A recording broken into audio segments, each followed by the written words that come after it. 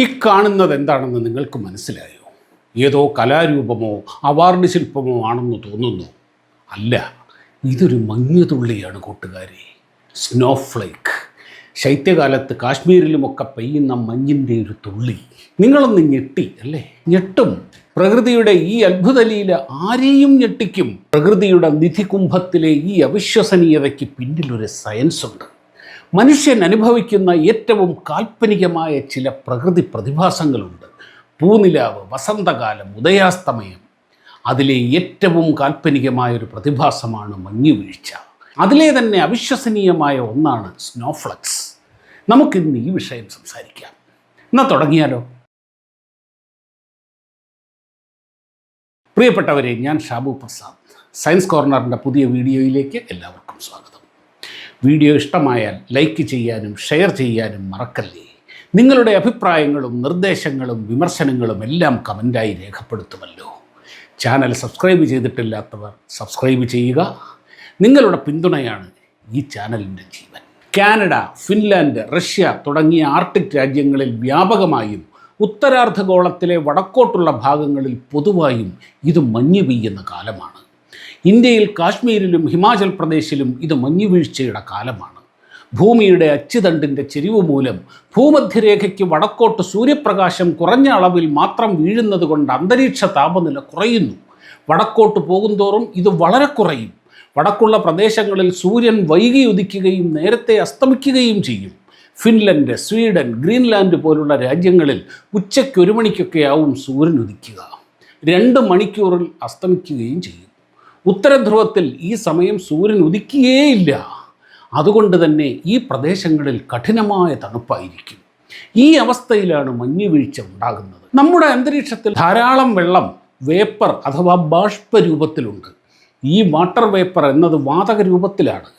അന്തരീക്ഷത്തിൻ്റെ മുകൾ നിലകളിൽ ടെമ്പറേച്ചർ കുറയുമ്പോൾ അവിടെ വെച്ച് ഈ വാട്ടർ വേപ്പർ ഒരുമിച്ച് ചേർന്ന് മേഘങ്ങൾ ഉണ്ടാകുന്നു. പലയിടത്തും കാറ്റ് കൊണ്ടുവരുന്ന ഈ ജലാംശം വലിയ തോതിൽ ഒരുമിച്ച് ചേരുമ്പോൾ വലിയ വെള്ളത്തുള്ളികൾ ഉണ്ടാവുകയും അതിന് വായുവിനേക്കാൾ ഭാരമുള്ളതുകൊണ്ട് ഭൂമിയിലേക്ക് പതിക്കുകയും ചെയ്യും. അതാണ് മഴ. നമുക്കറിയാം, വെള്ളം സോളിഡ് ഖരരൂപത്തിലേക്കാകുന്നത് 0 ഡിഗ്രിയിലാണ്. അതാണ് ഐസ്. അന്തരീക്ഷത്തിൻ്റെ താപനില 0-നും ഒരുപാട് താഴെ പോകുമ്പോൾ സ്വാഭാവികമായി എന്ത് സംഭവിക്കും? മേഘങ്ങളിലെ വെള്ളത്തുള്ളികൾ ഐസായി മാറും. അങ്ങനെയുണ്ടാകുന്ന ഐസ് താഴേക്ക് പതിക്കും. മഴത്തുള്ളികൾക്ക് പകരം മഞ്ഞുമഴ. ഇംഗ്ലീഷിൽ സ്നോബോളിംഗ് എന്നൊരു പ്രയോഗമുണ്ട്. അതെന്താണെന്നറിയുമോ? മഞ്ഞിൻ്റെ ഒരു ബോൾ മഞ്ഞിലൂടെ ഉരുട്ടി വിട്ടാൽ അത് വലുതായി വലുതായി വരും. എങ്ങനെയെന്ന് വെച്ചാൽ, മഞ്ഞിൻ്റെ ബോൾ മഞ്ഞ് പ്രതലത്തിൽ ചേർന്ന് നിൽക്കുമ്പോൾ ആ ഭാഗത്തെ മഞ്ഞ് ചെറുതായി ഉരുകും. എന്നാൽ പെട്ടെന്ന് തന്നെ ഉറഞ്ഞ് ആ ബോളിൽ തന്നെ ഐസായി മാറുകയും ചെയ്യും. ഉരുട്ടിവിടുന്ന ബോളിൽ ഈ പ്രതിഭാസം തുടർച്ചയായി സംഭവിക്കുമ്പോൾ ബോളിൻ്റെ വലിപ്പം കൂടിക്കൂടി വരും. അങ്ങനെയാണ് ഈ ചെറിയ പ്രശ്നങ്ങൾ വലുതായി വരുന്നതിനെ സൂചിപ്പിക്കാൻ സ്നോബോളിംഗ് എന്ന ഫ്രേസ് ഉണ്ടായത്.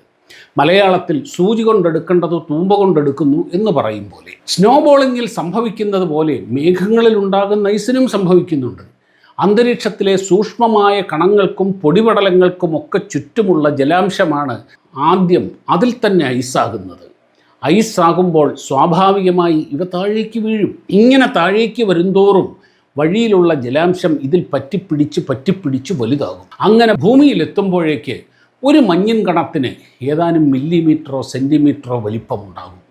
താഴെ വന്നാലും അന്തരീക്ഷ താപനില 0-നും താഴെയായാൽ അത് ഉരുകിപ്പോകാതെ കുന്നുകൂടും. അങ്ങനെയാണ് കാശ്മീരിലും മറ്റും റോഡിലും റെയിൽവേ ട്രാക്കിലുമൊക്കെ ഒരു രാത്രി കൊണ്ട് മഞ്ഞ് മൂടുന്നത്. ഈ മഞ്ഞ് കൃത്യമായി നീക്കിയില്ലെങ്കിൽ അവിടെ കിടന്ന് പാറ പോലെ കട്ടിയാകും. പിന്നെ അത് പോകണമെന്നുണ്ടെങ്കിൽ വേനൽക്കാലം വരെ കാത്തിരിക്കേണ്ടി വരും. നമ്മുടെ പ്രധാന ചോദ്യം, ഈ മഞ്ഞുതുള്ളികൾക്ക് എങ്ങനെയാണ് ഈ മനോഹരമായ ആകൃതികൾ വരുന്നത് എന്നാണല്ലോ. നോക്കൂ, ഒരു വാട്ടർ മോളിക്യൂൾ ജലതന്മാത്രയുടെ കെമിക്കൽ റെപ്രസെൻറ്റേഷൻ H2O എന്നാണല്ലോ. എന്ന് വെച്ചാൽ 2 ഹൈഡ്രജൻ ആറ്റവും 1 ഓക്സിജൻ ആറ്റവും ചേരുന്നതാണ് ഒരു വാട്ടർ മോളിക്യൂൾ, ജലതന്മാത്ര. വെള്ളം ഐസാകുമ്പോഴും അതിൻ്റെ അടിസ്ഥാന രൂപം മാറില്ല. എങ്കിലും സോളിഡ് ആകുമ്പോൾ 3 ജലതന്മാത്രകൾ ചേർന്ന് ഒരു ക്രിസ്റ്റൽ ഫോം ആകും. ഈ ക്രിസ്റ്റലിന് 6 വശങ്ങളുള്ള ഒരു ഹെക്സഗൺ ഷേപ്പാണ്. ഒരു ക്രിസ്റ്റലിൽ 6 ഓക്സിജനും 12 ഹൈഡ്രജൻ ആറ്റങ്ങളും ഉണ്ടാവുമല്ലോ. ക്രിസ്റ്റൽ ഫോം ചെയ്യുമ്പോൾ ഒരു ഹൈഡ്രജൻ ആറ്റത്തെ 2 വാട്ടർ മോളിക്യൂളുകൾ പങ്കിട്ടെടുക്കുകയും ഒരു വാട്ടർ മോളിക്യൂളിൽ കൂടുതൽ വരുന്ന ഒരു ഹൈഡ്രജൻ ആറ്റം ഒരു കൊമ്പ് പോലെ പുറത്തേക്ക് നിൽക്കുകയും ചെയ്യും. എന്ന് വെച്ചാൽ ഒരു ഐസ് ക്രിസ്റ്റൽ എന്നാൽ 6 കാലുള്ള ഒരു ജീവിയെ പോലെയാണ്. ഇങ്ങനെ 10,000 ക്രിസ്റ്റലുകൾ ചേർന്നാണ് വലിയ മഞ്ഞുപാളികൾ ഉണ്ടാകുന്നത്.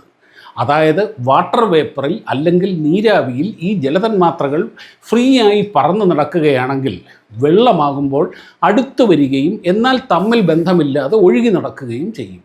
അത് ഐസാകുമ്പോഴോ അവ പരസ്പരം ചേർന്ന് കെട്ടുറപ്പുള്ള ഒരു സോളിഡ് സ്ട്രക്ചറായി മാറും. ഇങ്ങനെ മേഘങ്ങളിലും അന്തരീക്ഷത്തിലും ആദ്യം ഫോം ചെയ്യുന്ന ഐസ് ക്രിസ്റ്റലുകൾ അതിൻ്റെ കാലുകളിലേക്ക് കൂടുതൽ ജലാംശത്തെ ആകർഷിച്ചങ്ങനെ വളരും.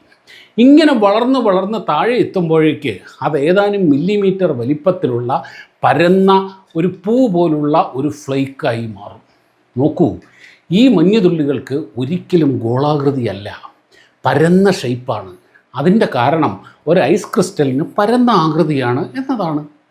അന്തരീക്ഷത്തിലെ ടെമ്പറേച്ചർ, ജലാംശം അഥവാ ഹ്യൂമിഡിറ്റി ഒക്കെ അനുസരിച്ച് ഈ ഫ്ലേക്കുകൾക്ക് പല ഷേപ്പുകൾ ഉണ്ടാകും. ഹ്യൂമിഡിറ്റി വളരെ കൂടുതലാണെങ്കിൽ അനേകം ഫ്ലേക്കുകൾ ഒരുമിച്ച് ചേർന്ന് പുതിയ ഡിസൈനുള്ള വലിയ ഫ്ലേക്കുകൾ ഉണ്ടാകും. സൂക്ഷ്മമായി പരിശോധിച്ചാൽ ഓരോ ഫ്ലേക്കും യുണീക്കാണെന്ന് കാണാം. അത് രൂപപ്പെട്ട ഉയരം, അവിടുത്തെ ടെമ്പറേച്ചർ, പ്രഷർ, ഹ്യൂമിഡിറ്റി, അന്തരീക്ഷത്തിലൂടെ സഞ്ചരിച്ച ദൂരം എന്നതിനൊക്കെ അനുസരിച്ചുള്ള വ്യത്യാസങ്ങൾ അതിലുണ്ടാകും. ഒരു ഫ്ലേക്കും ഒരിക്കലും മറ്റൊന്നിനെ പോലെയാകില്ല. ഓരോ മനുഷ്യരും വ്യത്യസ്തരല്ലേ? ഓരോരുത്തരുടെയും ഫിംഗർ പ്രിൻറ്റും DNA-യും എല്ലാം യുണീക്കല്ലേ? അതുപോലെ ഇക്കണ്ട കാലം മുഴുവൻ ഭൂമിയിൽ പെയ്തിറങ്ങിയ കോടാനുകോടി മഞ്ഞുതുള്ളികളും വ്യത്യസ്തമാണ്, യുണീക്കാണ്, ഇൻഡിവിജ്വലാണ്. നോക്കൂ കൂട്ടുകാരെ, നാം പ്രകൃതിയെ നിരീക്ഷിച്ചാൽ പൊതുവേ അവിടെ പെർഫെക്റ്റായ ജിയോമെട്രിക്കൽ ഷേപ്പ് കാണാൻ കഴിയില്ല. പെർഫെക്റ്റായ ഒരു സർക്കിൾ എവിടെയുമില്ല. സൂര്യൻ്റെയും ചന്ദ്രൻ്റെയും ഒക്കെ ആകൃതി കൃത്യമായ സർക്കിളോ സ്ഫെറിക്കലോ അല്ല. ഭൂമിയും സൂര്യനും ചന്ദ്രനുമൊന്നും പന്ത് പോലല്ല, മത്തങ്ങ പോലെയാണ്. ഇവയുടെ ഭ്രമണപഥവും പെർഫെക്റ്റ് സർക്കിൾ അല്ല. ഭൂമിയിൽ നിന്ന് വിക്ഷേപിക്കുന്ന ഉപഗ്രഹങ്ങൾ എത്തുന്നതും ദീർഘവൃത്തമായ ഒരു ഓർബിറ്റിലാണ്. പിന്നെ വളരെ കഷ്ടപ്പെട്ടാണ് അതിനെ സർക്കുലർ ഓർബിറ്റിലാക്കുന്നത്. തുടർച്ചയായ ചലനങ്ങൾ മൂലമുണ്ടാകുന്ന ബലങ്ങളുടെ ഡിസ്ട്രിബ്യൂഷൻ കാരണമാണ് ഇങ്ങനെ സംഭവിക്കുന്നത്. എന്നാൽ സൂക്ഷ്മതലങ്ങളിൽ ആറ്റം, മോളിക്യൂൾ ലെവലിലൊക്കെ മേൽപ്പറഞ്ഞ കൈനറ്റിക് ഫോഴ്സുകൾ ഇല്ലാത്തതുകൊണ്ട് അവിടെ ഉണ്ടാകുന്നത് പെർഫെക്റ്റ് ഷേപ്പുകളാണ്.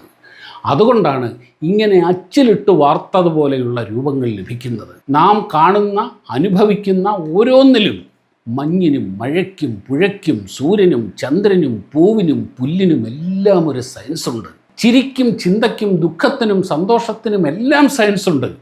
ഇതെല്ലാം മനസ്സിലാക്കാൻ മനുഷ്യനൊരിക്കലും ആവില്ല. സയൻസ് എന്ന ആ മഹാസമുദ്രത്തിന് മുൻപിൽ ആരാധനയോടെ നിരീക്ഷിക്കുമ്പോൾ കയ്യിൽ ചില തുള്ളികൾ വന്നു ചേരുന്നതാണ് നമുക്കിന്നറിയാവുന്ന സയൻറ്റിഫിക് നോളജ് എന്നത്. എന്താ അല്ലേ? വീഡിയോ കണ്ട എല്ലാ കൂട്ടുകാർക്കും ഒരുപാട് നന്ദി. വീഡിയോ ഇഷ്ടമായാൽ ലൈക്കും കമൻറ്റും ഷെയറും ഒക്കെ ചെയ്യുമല്ലോ. മറ്റൊരു സയൻസ് വീഡിയോയുമായി ഉടനെ കാണാം. നന്ദി, നമസ്കാരം.